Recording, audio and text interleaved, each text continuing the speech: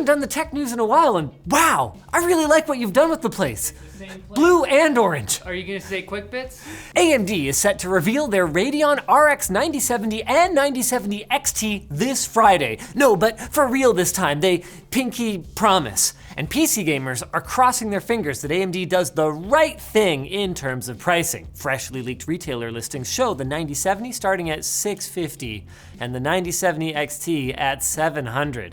The latter of which would only undercut NVIDIA's RTX 5070 Ti by $50. That is, if you could find that card in stock at MSRP, which is a truly hilarious thing to say. Very good. Very good. Video cards with a Z leaked full specs for these cards, and an official AMD slide says most gamers buy GPUs under $700, which lends some credence to the leaked listings. But whatever turns out to be true, buying a Team Red card might be worth it just to avoid rewarding NVIDIA for keeping their best chips for their mind-numbingly lucrative AI cards and apparently giving gamers the lower quality scraps. NVIDIA confirmed this week that a rare issue, by the way, in manufacturing led to 0.5% of RTX 50 series GPUs having less ROP units than they should, but they're totally gonna fix that by late March when the RTX 5060 Ti is rumored to land on store shelves. Good one. You'd wanna say? Modular laptop company Framework has announced a PC that isn't a laptop at all. Investment disclosure. Now, because I'm invested in Framework, financially, emotionally, and physically, I will read Riley's script verbatim without changing anything, like the famous superhero with news-themed powers, Anchorman. The Framework desktop is a 4.5-liter mini PC with AMD's latest Ryzen Max 300 series APUs, and it is modular as heck. Okay, the RAM is soldered, but that's not really modular, even though that would be cool. But wow, look how uncompromising I am in my criticism despite my conflict of interest. Good job, Linus. The rest of the standard PC parts can be swapped out, along with 2 front I/O expansion cards, which sit below the customizable front panel. Framework also announced their third laptop design, the student-focused Framework Laptop 12, with a 12.2-inch touchscreen that flips around, a 2-tone plastic shell, 4 expansion card slots, and an optional stylus launching later this year with Intel 13th Gen Core i3 and i5 processors. Now, am I gonna sit here and tell you that I wouldn't prefer that they come with faster processors because of my metaphysical and spiritual investment in Framework? Well, am I? Anywho, Framework is also launching new Ryzen AI 300 series mainboards for their existing Laptop 13, which is a stupendous move that should skyrocket shareholder value. Investment disclosure. The new repairable PCs come as Wisconsin introduces a right to repair bill, which means that all 50 states have now done so with varying degrees of success, which means I have to grow my beard back. Please, Linus. Amazon has announced Alexa Plus, a new AI-enhanced assistant that can do way more than just play Despacito. Thanks to LLMs from Anthropic and Amazon themselves under the hood, Alexa Plus can do tons of new assistant-y stuff, including jumping to a specific scene in a movie, which is genuinely cool and not weird, and can also do what the girl in the demo did and ask an AI whether you should get bangs. It doesn't know. How would it know that? It doesn't know how greasy it feels. Alexa Plus will be $20 a month or free for Prime subscribers, so you can use it to manage your calendars and apparently book Ubers to pick grandma up from the airport because you're just plumb too busy to go get her.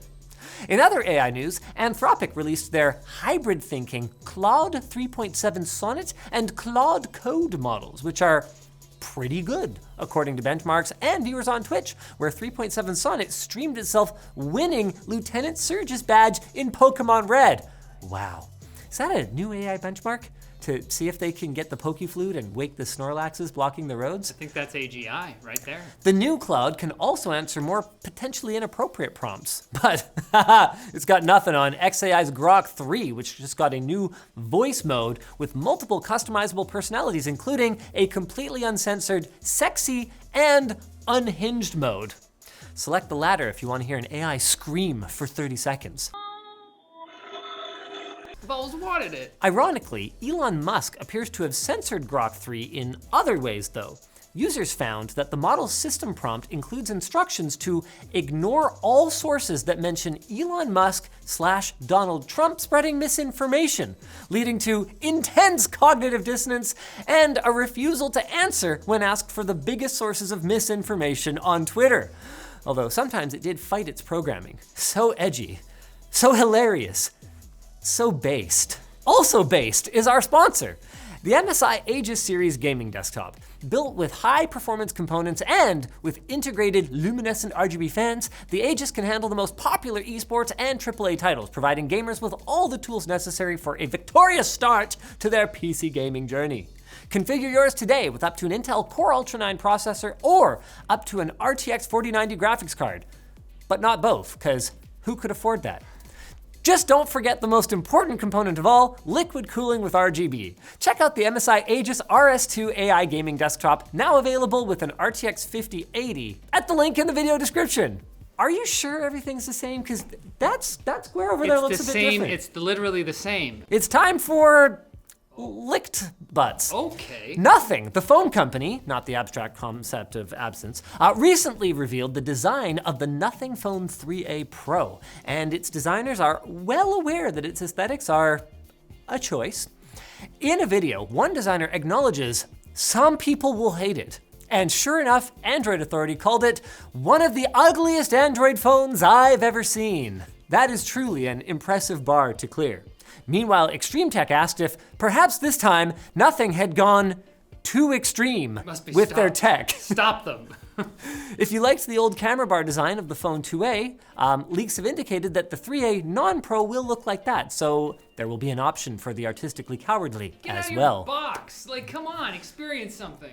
ASRock has released a BIOS update for their AM5 motherboards in response to users reporting boot failures and even possible burn damage on their Ryzen 7 9800 X3D equipped systems. ASRock maintains the CPUs shouldn't be actually burned, despite photos of what really look like burned CPUs, but hey, here's a BIOS update, totally unrelated, haha! And Google has made it a lot easier to remove search results that may reveal your personal information.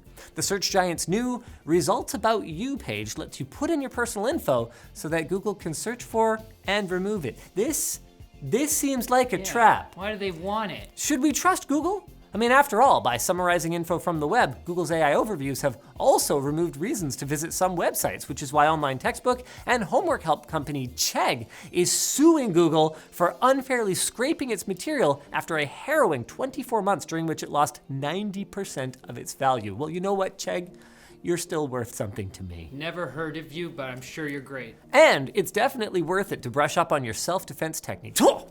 Because robotics company Unitree is apparently downloading Kung Fu into its G1 robot's head, but not in like a cool Keanu Reeves in the Matrix way, in a decidedly uncool, frightening, machiney way.